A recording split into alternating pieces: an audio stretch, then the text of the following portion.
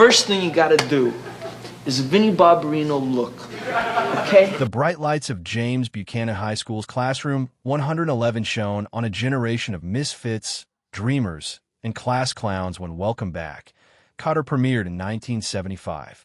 For 4 hilarious seasons, Gabe Kotter and his band of Sweathogs brought working-class humor to primetime, creating catchphrases and characters that would define 1970s television.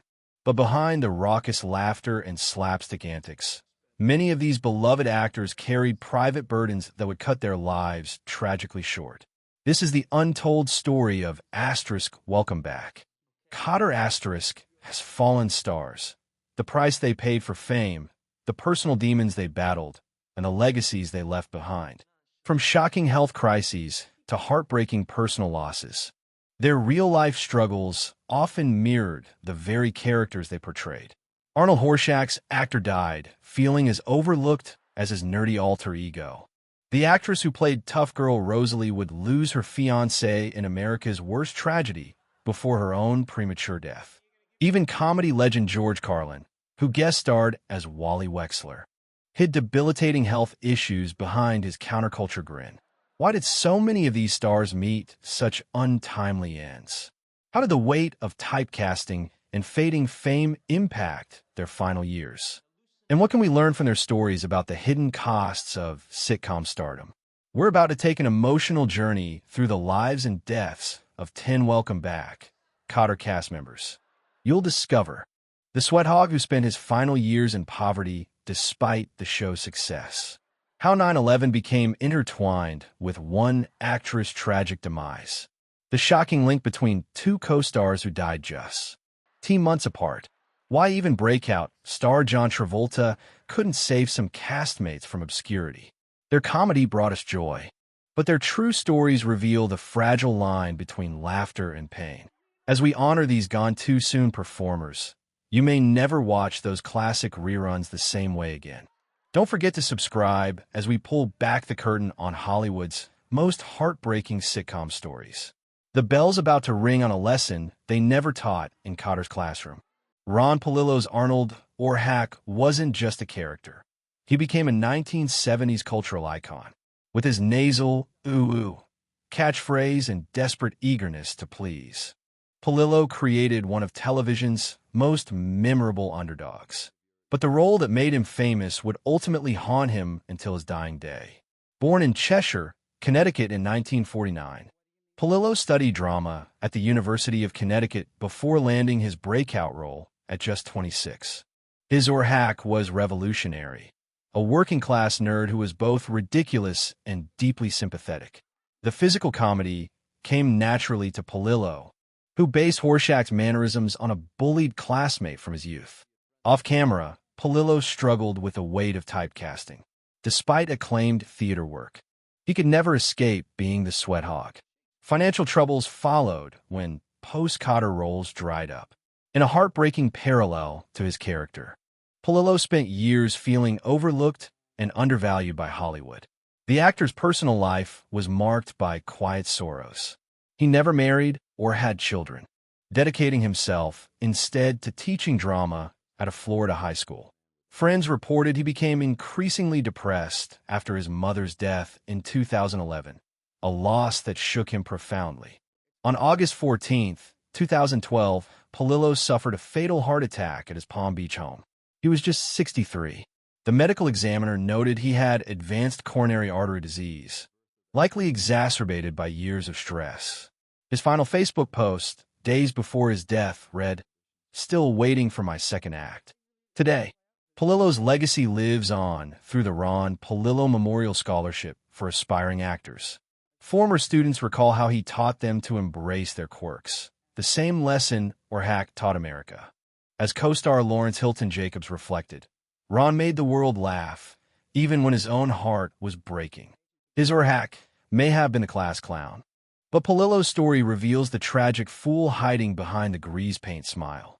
Robert Hedges brought streetwise charm to Juan Epstein, the Puerto Rican Jewish Sweathog whose infamous Notes from My Mother became one of TV's most running gags. But behind his character's tough guy bravado, Hedges battled demons that would ultimately claim his life just months after his on-screen brother Ron Palillo's passing. Born in 1951 to a Hungarian Jewish father and Italian mother, Hedges channeled his Perth Amboy, New Jersey upbringing into creating Epstein's unique cultural blend. His performance broke ground as one of television's first ethnically ambiguous characters. "I was too ethnic for some roles, not ethnic enough for others." He once confessed about his post-Kotter career struggles. The actor faced numerous health crises, including a 2003 heart attack that served as his first warning. Financial difficulties plagued him despite Kotter's success. At one point, he was reduced to teaching drama at his old high school. Friends noted he never fully recovered from Palillo's death in August 2011, calling it the loss of his Sweathog brother. On January 26, 2012, just 5 months after Palillo, Hedges suffered a massive heart attack at his California home. He was 60. The timing seemed cruelly poetic. 2 Kotter alumni, gone within half a year, both from heart failure. Autopsies revealed both actors had severe coronary disease, with Hedges' condition worsened by years of untreated stress and depression. Today, the Perth Amboy Performing Arts Center bears Hedges' name, honoring his dedication to nurturing young talent. Former students remember how he would joke, "I got a note from my mother saying you'll be stars." Like Epstein's famous excuses, the note came too late for Hedges himself, but his legacy as a trailblazer for multicultural actors endures. As co-star Gabe Kotter noted, "Robert made being different look cool before America was ready to admit it was." John Sylvester White's Principal Woodman was the perfect foil for Gabe Kotter's progressive teaching style, a by-the-book administrator who clashed memorably with the Sweathogs. But behind the character's gruff exterior, White was a classically trained actor whose career spanned 5 decades, ending in a heartbreaking cancer battle. Born in Philadelphia in 1919, White honed his craft at the American Academy of Dramatic Arts alongside future legends like Grace Kelly. His Shakespearean training showed in Woodman's theatrical exasperation, particularly in iconic scenes where he'd bellow Kotter through gritted teeth. Unlike his rigid character, White was known for mentoring young cast members, especially Ron Palillo. White's post-Kotter years saw him transition into voice work, most notably as the original voice of Honey Nut Cheerios' Buzz the Bee. But his health took a dark turn in 1987 when he was diagnosed with pancreatic cancer, the same disease that claimed his first wife years earlier. Colleagues reported he continued teaching acting classes even during chemotherapy, using a wheelchair when necessary. The actor passed away on September 11, 1988, at age 68. In a tragic twist, his death was overshadowed by a teacher's strike that prevented the school-themed memorial his family had planned. Only a handful of cast members attended the subdued service, though Gabe Kotter sent a heartfelt tribute calling White the only principal who made detention seem like poetry. Today, White's Shakespeare recordings are preserved at the Lincoln Center Library. Former students still imitate his famous Kotter growl, unaware that the man behind the bluster spent his final years quietly paying medical bills for uninsured actors. As Marshia Straman, Julie Kotter, recalled, "John played authoritarian on TV, but in life he gave everyone a hall pass." His Woodman may have been the Sweathogs' nemesis, but White became their unlikely guardian angel. Deborah Lee Scott's Rosalie Tosi was the tough-talking heart of Welcome Back, Kotter, a street-smart Brooklyn girl who matched the Sweathogs quip for quip.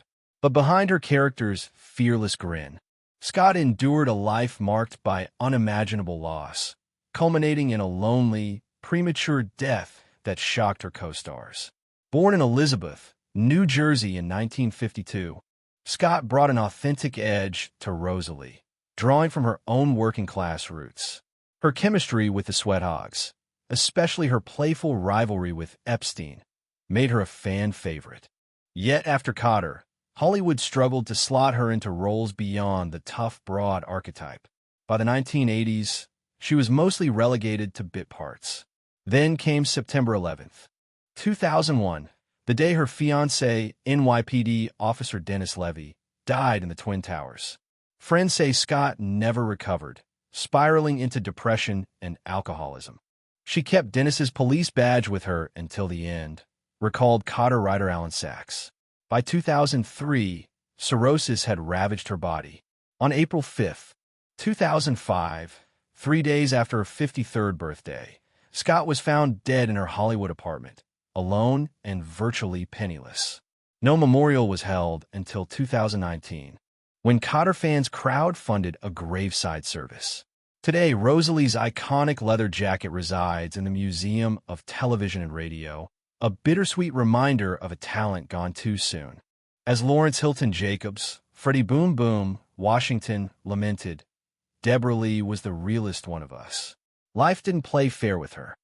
Her final interview, months before her death, rings hauntingly. Asterisk, people still call me Rosalie, but that girl? She disappeared a long time ago. Asterisk, Pat Morita's gentle janitor Taro Takahashi on Welcome Back. Kotter seemed like comic relief, until you learn the actor's harrowing backstory.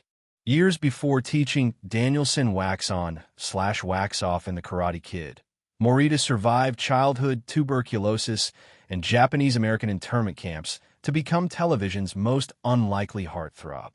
Born in 1932 in Isleton, California, Morita spent ages 9 to 11 behind barbed wire at Arizona's Gila River internment camp. I went in a boy, came out an old man, he later said. His Kotter role, 1976 to 77, as the sweet-natured Taro, who flirted with Mrs. Kotter in broken English, masked Morita's real genius, subverting stereotypes through humor. But fame came at a cost. After Kotter, Morita battled alcoholism, admitting he drank to numb memories of camp trauma. His 1984 Oscar nomination for The Karate Kid should have been a triumph. Instead, studios still offered him demeaning roles. They wanted me to play waiters or villains, he told E.T. in 1992. Never the hero. On November 24, 2005, Morita died at 73 from kidney failure after years of alcohol-related illness. His final years were spent in rehab, writing unpublished poetry about the camps.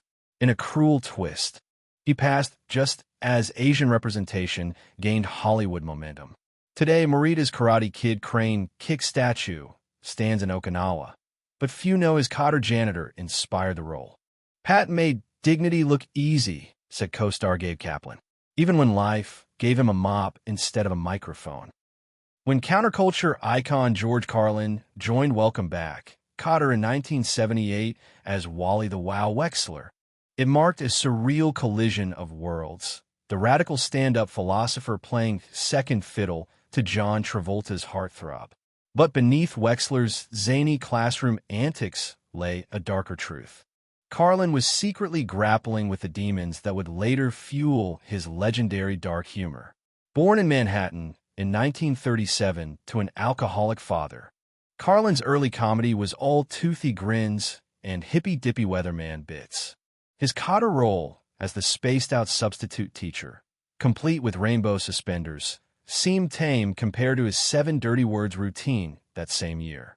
Few knew he was self-medicating with cocaine and Valium to cope with the whiplash between mainstream success and his outlaw persona. The 1980s nearly destroyed Carlin. After getting fired from a Vegas gig for drug use, he reinvented himself as comedy's chain-smoking prophet of doom. His Kotter days became a punchline. I played the dumbest teacher on TV, so I could expose the dumbest students in America. Yet privately, he kept a framed Wexler photo in his office, a reminder of when he still believed institutions could be reformed. Carlin's June 22, 2008 death from heart failure at 71 came just weeks after his final HBO special. Autopsy reports revealed advanced cardiovascular disease, likely worsened by decades of cocaine abuse he'd later confessed to in memoirs.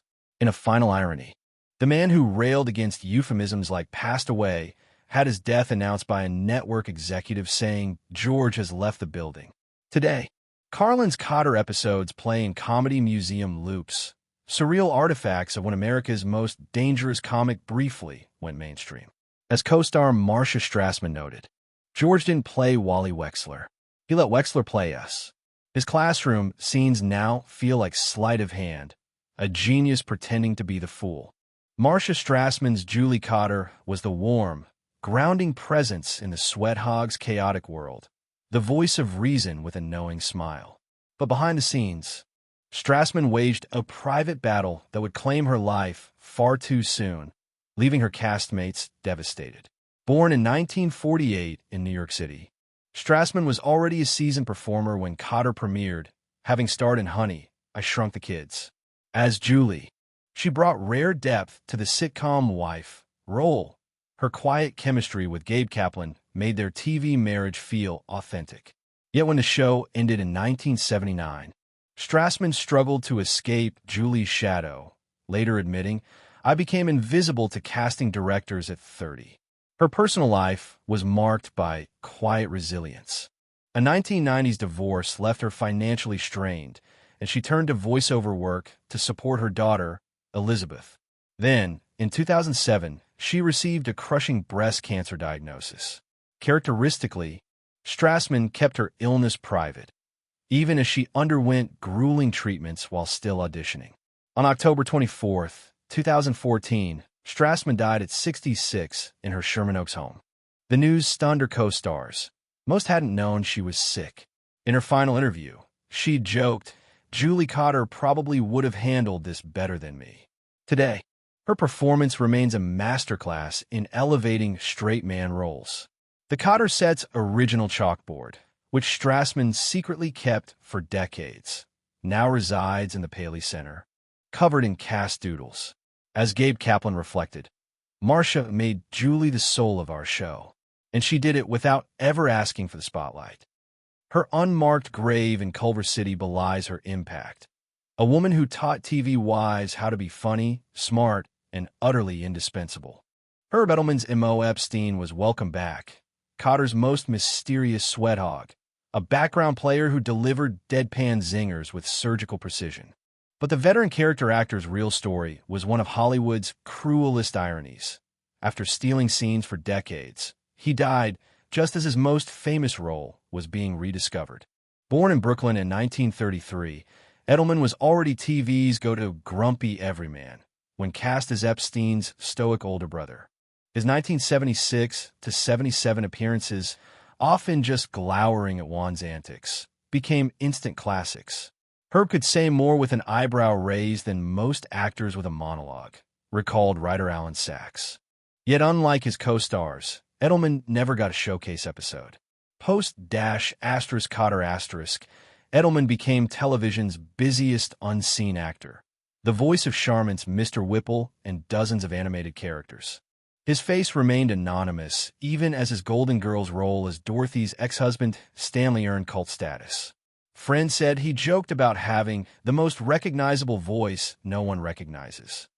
Tragedy struck in 1995 when emphysema, linked to his lifelong smoking habit, left him dependent on oxygen tanks. On July 21, 1996, Edelman suffered fatal respiratory failure at 62. His death went largely unreported until Golden Girls reruns sparked new interest in 2000. Today, Edelman's M.O. Epstein serves as a metaphor for his career, always in the frame, rarely in focus. His ashes were scattered at sea, no memorial per his wishes. But in a twist he'd have appreciated, his Kotter scenes now thrive on TikTok, with Gen Z dubbing him the original meme king. As Betty White once quipped, Herb didn't need lines. He had timing, a masterclass in making silence hilarious and anonymity unforgettable. Standing an imposing 6 feet 8 inches, Richard Maul's cameo as Big Thug in Welcome Back, Kotter should have been forgettable, just another bully for the Sweathogs to outwit. But the future Night Court star infused the bit part with unexpected depth, hinting at the career that would make him a TV legend and the personal struggles he'd battle in private. Born in Pasadena in 1943, Maul's basketball scholarship at UC Berkeley led to acting when a coach joked about his Shakespearean physique. His Kotter appearance, 1976, as the slow-talking enforcer showed early glimmers of Bull Shannon's childlike charm. "I played thugs for years," Maul later said. "Directors saw my height, never my humor. His 1984 breakout as Night Court's lovable bailiff should have changed everything. Instead, typecasting persisted, as did financial troubles from bad investments.